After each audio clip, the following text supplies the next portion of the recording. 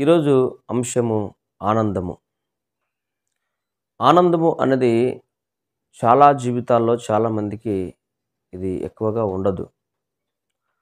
ఆనందము అనేది, సంతోషము అనేది రెండు ఒకే అర్థాన్ని ఇచ్చినప్పటికీ దీని భావాలు వేరుంటాయి.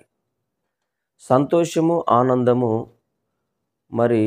రెండు మనిషికి అవసరమే. కానీ ఆనందము అనేది అంతరాత్మకు సంబంధించిందిగా, సంతోషం అన్నది బయటికి కనబడేదిగా కనబడుతుంటుంది మనకు.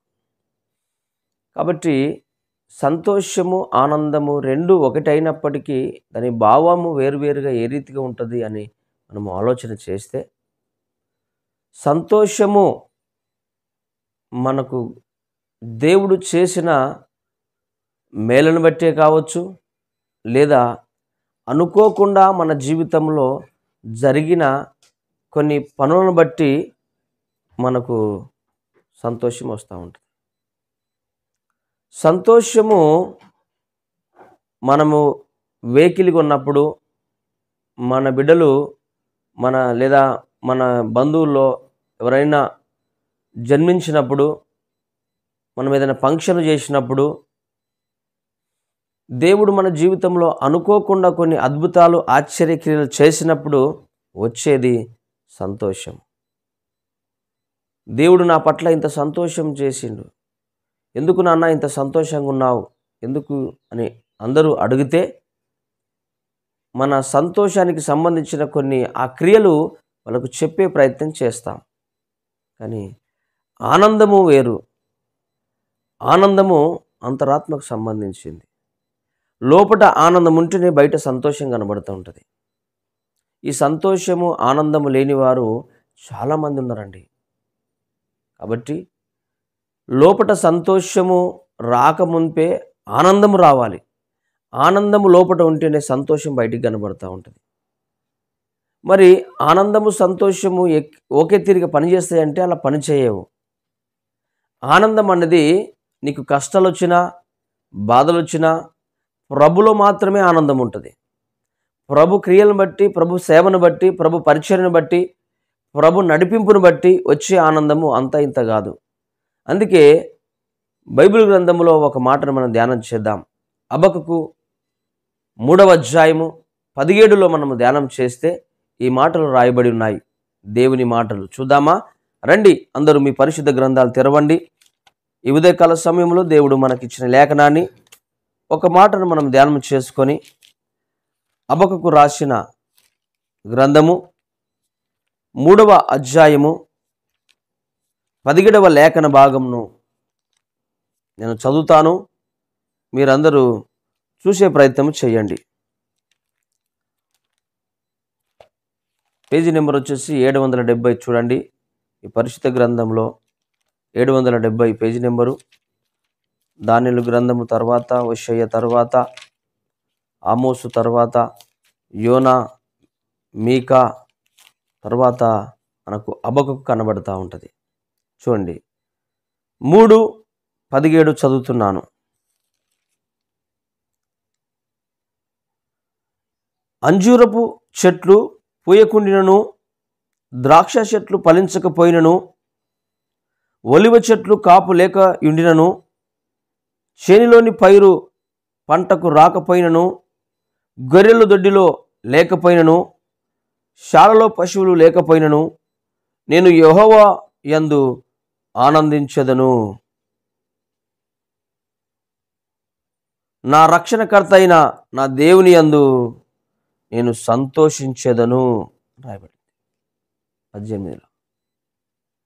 చూడండి, ఆనందము అనేది ప్రభువులో ఉన్నప్పుడు నీకు ఎన్ని శ్రమలు వచ్చినా, కష్టములు వచ్చినా, బాధలు వచ్చినా నీకు కలిగేది ఆనందం. ఇక్కడ రాయబడిన మాట, అంజూరపు చెట్లు పూయకుండినను, ఒలివ చెట్లు కాపు కాయకుండినను, చేనులో పైరు కాయకున్నను, దొడ్డిలో శాలలు, దొడ్డిలో గొర్రెలు మేకలు లేకపోయినను, పాల్లో పశువులు లేకపోయినను, ఆయన అంటున్నాడు, నేను యెహోవా యందు ఆనందించదను అంటున్నాడు. నీకు సమస్తము కోల్పోయినా నువ్వు ప్రభులో ఆనందంగా ఉండాలి. ఇది ప్రభు ఇచ్చిన జీవితం. ఈ జీవితాన్ని ప్రభు కొరకు అంకితం చేయాలి. నీకు మేలైనా కీడైనా అది నీ మేలుకే. యోబు అంటాడు, యెహోవా ఇచ్చను, యెహోవా తీసుకొని పోయెను, అంతా నా మేలుకే అన్నాడు యోబు గారు. కాబట్టి ఈరోజు ఆనందము అనేది ప్రభుని బట్టి వచ్చేదే. అదే 18వ వచనంలో ఉన్నది, నా రక్షణకర్త అయిన నా దేవుని యందు నేను సంతోషించదను అన్నాడు. దేవుడు చేసిన క్రియలు మంచివైనా చెడ్డవైనా అది నీ మేలుకే అని ఆనందించాలి. మరి ఎందుకు ఇంత సంతోషంగా ఉన్నావు ఇన్ని బాధలు ఉన్నప్పటికీ అని బయటికి మనము సంతోషాన్ని వ్యక్తపరిచినప్పుడు అనేకులు చూసి ఇంత నష్టపోయినా ఇంత బాధగా ఉన్నా నువ్వు సంతోషంగా ఎలా జీవించగలుగుతున్నావు అని మనల్ని అనేకులు అడిగితే మనం చెప్పాల్సింది, నా ప్రభును బట్టి నేను సంతోషిస్తున్నాను అని బయటికి సంతోషాన్ని వ్యక్తపరచాలి. ఆనందం అనేది ఇంటర్నల్, ఆనందం అనేది ఆత్మకు సంబంధించింది. సంతోషం అనేది అనేకులకు కనపరిచేది. ప్రభు చేసిన గొప్ప కార్యాలను బట్టి, మనకు చిన్న చిన్న మేలును బట్టి కనిపించేది సంతోషము. ఆనందమేమో దేవుడు కష్టమైన, నష్టమైన, ఇరుకైనా, ఇబ్బంది అయినా, మన శ్రమల కొలిమిలో వేసినా, ఆయన ఎంత శ్రమల గుండా నడిపించినా మనలో ఉండేది ఆనందం. అందుకే గలతీలకు రాసిన పత్రికలో 5వ అధ్యాయం 22లో మరి ఆత్మ ఫలాలు అవి ఏమనగా ప్రేమ, సంతోషము, సమాధానము అని రాయబడి ఉంటాయి. 9 ఆత్మ ఫలాలు కనబడతాయి మనకు. ఈ ఆత్మ ఫలాల్లో అవి ఏమనగా ప్రేమ, సంతోషం అని రాయబడి ఉంటుంది. అక్కడ ఆత్మలో ఆనందం ఉన్నప్పుడు పైకి కనబడేది సంతోషము. ఆత్మలో ప్రభును బట్టి ఆత్మలో ఆనందం వస్తుంది. ఆ ఆనందము బయటికి ఎలా వ్యక్తపరుస్తామంటే సంతోషంగా ఉన్నట్టు వ్యక్తపరుస్తాం. ఈరోజు మన ఇంటిలో మనకు ఒక గొప్ప అద్భుతం జరిగింది. ఒక వెహికల్ కొనుక్కున్నాం, లేదా ఒక కారు కొనుక్కున్నాం. లోపట ప్రభు చేసిన దాన్ని బట్టి ఆనందపడతాం. సంతోషం అనేది బయటికి డెలివరీ అవుతుంటుంది. ఏనన్నా ఇంత సంతోషంగా ఉన్నావు, ఏం బ్రదర్ ఇంత సంతోషంగా ఉన్నావు అంటే, లేదన్నా మొన్న ప్రభు ఇచ్చిన కృపను బట్టి నేను ఒక వెహికల్ కొనుక్కున్నా, ఒక కారు కొనుక్కున్నా. ప్రభు ఇచ్చేదేమో ఆనందము, బయటికి కనపరిచేదేమో సంతోషము. ఈరోజు క్రైస్తవుడుగా దేవుడు మేలు చేసినా, కీడు చేసినా, నిన్ను శ్రమల కొలిలో పడేసినా మనము ఆత్మలో ఆనందించాలి. మనం బయటికి సంతోషాన్ని వ్యక్తపరచాలి. అందుకే ప్రభు అంటాడు, ఆ మాట చూడండి మీరు, ఫిలిప్పీలకు రాసిన పత్రిక 4:4 చూడండి ఏమని రాయబడి చూడండి. ఫిలిప్పీలకు రాసిన పత్రిక 4:4లో చూడండి, అక్కడ ఏమని రాయబడి చూడండి. పౌలు గారు చెబుతున్న మాటలు, దేవుని చేత ప్రేరేపణ కలిగినవా? ఆ మాటలు మనం ప్రతిదినము ధ్యానం చేయాలి. చూడండి, ఫిలిప్పీలకు రాసిన పత్రిక 4వ అధ్యాయము 4:4లో మనము చూస్తే ఈ మాటలు రాయబడి ఉంటాయి. ఎల్లప్పుడూ ప్రభునందు ఆనందించుడి, మరలా చెప్పుదును ఆనందించుడి అని రాయబడింది. ఎల్లప్పుడూ ప్రభునందు ఆనందించుడి, మరలా చెప్పుదును ఆనందించుడి. ఎక్కడ ఆనందించాలంట? ఎక్కడ ఆనందించాలంట? ప్రభునందు ఆనందించాలి. మరి సంతోషం అనేది బయటికి వ్యక్తపరుస్తూ ఉంటుంది. ప్రజలకు కనబడేది, లోకానికి కనబడేది మనలో సంతోషం. ఆనందము ఎక్కువగా వచ్చినప్పుడు నీకు ఎలా బయలుపరుస్తుంది అంటే కన్నీటి బాష్ప బిందువులు నీకు బయటికి కనబడుతుంటాయి. కాబట్టి ఇది ఆనందములో ఉన్నప్పుడు, అందుకే ఫిలిప్పీలకు రాసిన పత్రికలో పౌలు భక్తుడు అంటున్నాడు, ఎల్లప్పుడూ ప్రభునందు ఆనందించుడి. ఎల్లప్పుడూ, ప్రతి క్షణము, కష్టం వచ్చినా, బాధ వచ్చినా, ఇబ్బంది వచ్చినా, ఇరుకు వచ్చినా, శ్రమలు వచ్చినా, ఏది ఎదురైనా ఎల్లప్పుడూ, అప్పుడప్పుడు కాదండి. నీకు మేలు చేసినప్పుడు, నువ్వు దేవుడు ఏదైనా క్రియలు చేసినప్పుడు కాదు, నీకు బాధ, కష్టము, దుఃఖము, వేదన ఎప్పుడొచ్చినా ఎల్లప్పుడూ ప్రభునందు ఏమని రాయబడింది? ఆనందించుడి అని రాయబడింది. మరలా చెప్పుదును ఏమన్నాడు? ఆనందించుడి. మరలా చెప్పినా అదే పదము, వెనక్కి చెప్పినా అదే పదము. అంటే మనం ఈరోజు ఆనందంగా ఉండాలి అంటే ప్రభులో మనం ఉండాలి. ఈరోజు ఆనందంగా మన ఆత్మ ముందుకు నడిపించబడాలి అంటే మనకు కావాల్సింది దేవుని వాక్యము మన హృదయంలో ఉంటే, దేవుడు మనకుంటే మనం ఎల్లప్పుడూ ఆనందంగా ఉంటాం, ఎల్లప్పుడూ ఆనందంగా ఉంటాం. మరలా చెప్పుదును, ఆనందంగా ఉండుండి అన్నాడు పౌలు. ఈరోజు ఆనందం అనేది అంతరాత్మకు సంబంధించింది, సంతోషం అనేది బయటికి వ్యక్తపరుస్తూ ఉంటుంది. ఆనందము సంతోషము రెండేనండి, రెండు సేమ్ బేస్లో ఉంటాయి. కాబట్టి అనేక దైవజనులు ఆనాడు ఆది అపోస్తులుగా పిలువబడుతున్న వారు ప్రభు కొరకు ప్రాణాలు త్యాగం చేశారు. ఆ సిలువను గురించిన త్యాగాన్ని అందరికీ ప్రచురం చేశారు. ప్రాణాలు సైతము సంతోషంగా ఆనందముతో అర్పించారు. ఆనందంగా సేవ కొరకు, పరిచర్య కొరకు, దేవుని రాజ్యము స్థిరపరచుటకు, కట్టుటకు సంతోషముగా ఆనందంగా వారి స్థిర ఆస్తులు అమ్మి అపోస్తుల పాదాల చెంత పెట్టారు. అప్పుడు ఆ ఆస్తుల్లో అమ్మి ఇస్తున్నప్పుడు, దైవజనులుగా అపోస్తులకు ఇస్తున్నప్పుడు వాళ్ళకు ఇంత బాధ లేదండి, ఇంత దుఃఖం లేదండి. ఆనందంగా సంతోషముతో ప్రభు సేవకు సమర్పించుకున్నారు. ప్రభు సేవలో వాడబడ్డారు. సేవ కొరకు వారి ప్రాణాలు సైతం లెక్క చేయకుండా త్యాగం చేయబడ్డారు.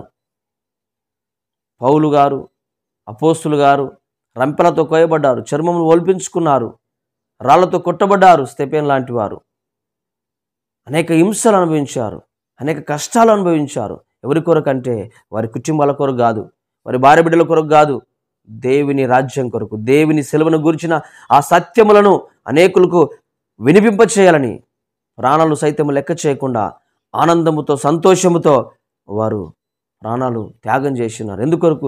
సువార్త కొరకు, దేవుని రాజ్యం విస్తరించడం కొరకు. దేవుడు వారిని అలాగే ఏర్పరచుకున్నాడు. అందుకే వాళ్ళు ఎల్లప్పుడూ ప్రభులో కష్టం వచ్చినా, బాధ వచ్చినా, దుఃఖం వచ్చినా సంతోషముతో ఉన్నారు. అందుకే చక్కగా రాయబడిన మాటలు యాకోబులో చూస్తాం. అదొక్క మాట చూడండి, అక్కడ రాయబడిన మాట చూడండి ఒక్కసారి. యాకోబు గ్రంథంలో ఒకసారి చూద్దాం. అక్కడ రాయబడిన మాట మనము చూద్దాం. అక్కడ పౌలు భక్తుడు అంటాడు, 5వ అధ్యాయంలో 13వ వచనంలో చూడండి ఏమంటున్నాడు. మీలో ఎవరికైనా శ్రమ సంభవించినా అతడు ప్రార్థన చేయవలను, ఎవరికైనా సంతోషము కలిగినా అతడు కీర్తనలు పాడవలను అని రాయబడింది. ఎవరికైనా సంతోషం వచ్చిందా, నువ్వేం చేయాలంటే కీర్తనలు పాడాలి. పౌలు శిల సంతోషం వచ్చినప్పుడు, సరసాల్లో ఉన్నప్పుడు చక్కగా పాటలు పాడిరండి, ప్రభును గణపరిచారు. ఆనందాన్ని, మనసులో ఉన్న ప్రభు యొక్క ఆనందాన్ని సంతోషంతో వ్యర్థపరిచారు బయటికి. అద్భుతం జరిగింది అక్కడ, ఆశ్చర్యం జరిగింది అక్కడ. అనేకులు మారు మనసు పొందారు. సరసాల అధిపతి, ఆ నాయకుడు మారు మనసు తన కుటుంబ సమేతంగా బాప్తిసం పొందినట్టుగా చూస్తాం. ఈరోజు మనకు ఆనందం కలిగిందా, సంతోషం కలిగిందా? మనము ఎల్లప్పుడూ ప్రభును ఆనందించాలి, ప్రభును స్తుతించాలి. ఎవరికైనా సంతోషం కలిగినా అయితే వాళ్ళు చక్కగా పాటలు పాడాలి అని యాకోబు పత్రికలో మనం చూస్తున్నాం. దయచేసి సహోదర సహోదరి, ఉదయకాలము దేవుడిచ్చిన వాగ్దానాన్ని మనం నెరవేర్చుకోవాలి అంటే, ఆనందంగా ఉండాలి అంటే ప్రభు కొరకు బ్రతకాలి. సంతోషం వ్యక్తపరచాలి అంటే దేవుడు మన పట్ల అనేక అద్భుతాలు, ఆశ్చర్యకార్యాలు, మనం దేవునితో ఉంటే దేవుడు మనకు గొప్ప అద్భుతాలు, ఆశ్చర్యకార్యాలు చేస్తాడు మన జీవితాల్లో. ఈ దినమంతయు ప్రభు కొరకు బ్రతుకుదాం. ఆయన రాకడ వరకు, మన పోకడ వరకు ఆయన రెక్కల కింద భద్రపరుచుతాడు. మనకు ఏ కీడు రాకుండా ఆయన దూతలను మన కాపుదల వహిస్తాడు. ఈ భూమి మీద బ్రతికిన దినములు అన్నీ ఆయన కొరకు బ్రతుకుతూ, ఆయన సేవను చేస్తూ మన జీవితాన్ని ముగించుకుందాం. మరి సంతోషము, ఆనందములో మనం ఉండాలంటే మనకు సంతోషాన్ని ఆనందించే ప్రభు మన పక్షాన ఉండాలి. ఆయనే మన ఆదరణకర్తగా నిలబడాలి. ఆయనే మన సొంత రక్షకుడుగా అంగీకరించుకోవాలి. ఆ సిలువలో మన అందరి కొరకు ప్రాణం పెట్టాడు. ఆ ప్రాణం పెట్టిన యేసయ్యను మనము అనేకులకు పరిచర్యం చేయాలి. పరిచయస్తులుగా మనం వెళ్ళి ప్రతి వారికి వాక్యం బోధించి, ఆయనే నిజమైన లోకరక్షకుడు, మనందరి కొరకు ప్రాణం పెట్టాడు అని మనము ఆయన సత్య సువార్తను సర్వలోకములకు వెళ్ళి మనకు ఉన్న అవకాశాన్ని బట్టి, ఉన్న ఒక మార్గమును బట్టి మనము ఆ సువార్తను అనేకులకు వినిపింపచేయాలి. ఆయన సిలువను గురించిన సత్యాలను ప్రకటింపచేయాలి. కాబట్టి ఆనందంగా ఉందాం, సంతోషంగా ఉందాం, ఎల్లప్పుడూ ప్రభువును బట్టి ఆనందిస్తాం. ఆయనను గొప్పగా ఘనపరిచే రీతిగా మన జీవితాలను మార్చుకుందాం. ఈ కొద్ది మాట దేవుడు దీవించి ఆశీర్వదించునుగాక. తల వంచండి, చిన్న మాట ప్రార్థన చేస్తాం. పరిశుద్ధుడా గొప్ప దేవా, నీకు వందనాలు. కృపగల దేవా, మహిమగల మా కన్న తండ్రి, ఈ ఉదయకాల సమయంలో ఇచ్చిన ఈ యొక్క తరుణాన్ని బట్టి నీకు వందనాలు, స్తుతులు, స్తోత్రములు. మరి ఈ ఉదయం అంతయు మాకు ఉదయం మొదలుకొని రాత్రి మరలా వచ్చే వరకు మనం కాపాడి కరుణించి నీ రెక్కల కింద భద్రపరచుకోమని, నీ జూమ్ కాలకు వచ్చిన ప్రతి ఒక్కరిని పేరు పేరు దీవించి ఆశీర్వదించమని యేసుక్రీస్తు నామంలో అడిగి వేడుకుంటున్నాం మా పరమ తండ్రి.